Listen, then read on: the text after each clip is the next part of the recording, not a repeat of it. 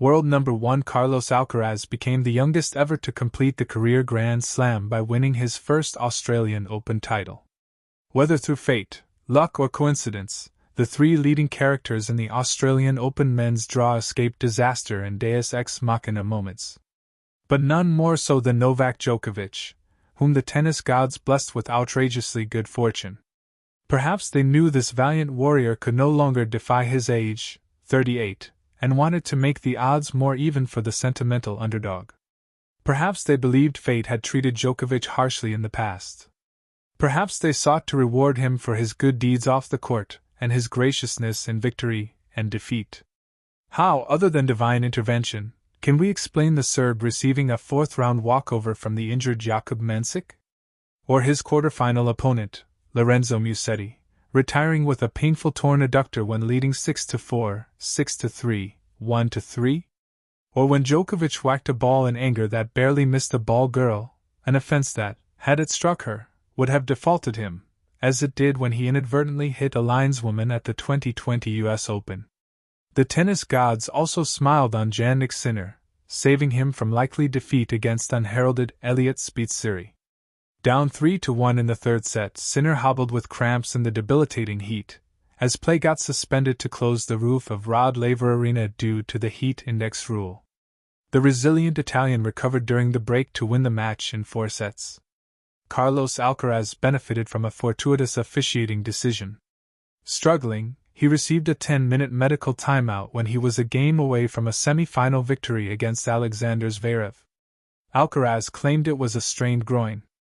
Zverev protested that it was cramps, a loss of condition that would have allowed him just 3 minutes. Given a reprieve, Alcaraz eventually prevailed in 5 grueling sets. In each case, the protagonist appreciated his good fortune and then capitalized on it by winning at least one more match. As the sports cliché goes, even the great ones sometimes need a little luck. Each of the top 4 seeds in the men's draw sought to make tennis history. Alcaraz went so far as to declare he'd rather win this Australian Open than all 3 of the other major titles this year. If he achieved his goal, he'd not only join 8 other immortals with a men's career Grand Slam but stand above them in the tennis pantheon as the youngest at 22 years old. Djokovic was already acclaimed as the GOAT among the men with 24 major crowns and an Olympic gold medal when, in 2024 at Paris, he defeated Alcaraz, no less at age 37. A 25th Grand Slam title in Melbourne would have broken his tie with Margaret Court. As former number 1 Courier put it, Novak doesn't need this title, but he wants it. In truth, he wanted it badly, as even ageless champions do, because they're great competitors and they relish challenges, even Sisyphean challenges. Remember in Ailing, over the hill, 38-year-old Muhammad Ali taking a terrible 10-round TKO beating from Larry Holmes in his penultimate bout. For Jannik Sinner, the daunting challenge was to keep pace with his more talented archrival, Alcaraz. They had greedily split the last 8 major titles. Indeed, the most frequently asked question heading into the new season was, can anyone threaten the new Big Two? The 24-year-old Italian was going for his 3rd straight Aussie Open title, on hard courts, his best surface. A bit ominously before the fortnight, Sinner said, "The pressure can be your biggest enemy." Was he still haunted by the 3 championship points he squandered against Alcaraz in the 2025 French Open final? Zverev had a far different goal in mind. Although the 28-year-old German won an Olympic gold medal at the 2021 Tokyo Games and 2 ATP Finals titles, his resume was missing what he has coveted throughout his 12-year pro career. As the dejected Zverev said after losing his 3rd Grand Slam final 12 months ago, 6-3, 7-6, 4, 6-3 to then no, 1 Sinner. I don't want to end my career as the best player of all time to never win a Grand Slam, that's for sure. I'll keep doing everything I can to lift one of those trophies. Alcaraz steamrolled into the 4th round, quashing any doubts he could thrive after splitting last December with Juan Carlos Ferrero.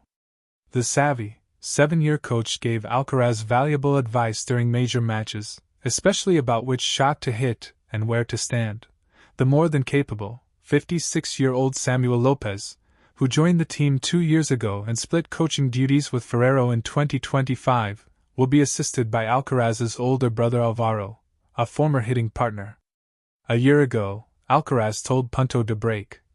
Now he's going to take on more prominence. He knows how we operate and how the tour works, and he knows a lot about tennis. Sometimes he has opinions and a way of seeing things that bring a lot to me. Alcaraz faced his first test against Tommy Paul. The 28-year-old American reached a career-high number 8 last year, despite a ruptured bone in his foot and a hernia. Highly athletic and versatile, Paul boasted 2 career wins over the Spaniard and had held serve 38 straight times until the 7th game of the first set. Alcaraz, slightly better in every department, prevailed 7-6, 6, 6-4, 7-5. Next came number 6 ranked Alex de Minaur. The great Australian men's hope to win its home slam for the first time since longshot Mark Edmondson 50 years ago. Demon brings terrific speed and competitiveness, but not the size 6, 160 pounds, power and spin to threaten Alcaraz. After the 7-5, 6-2, 6-1 quarter-final demolition, Tennis Channel analyst Mark Pett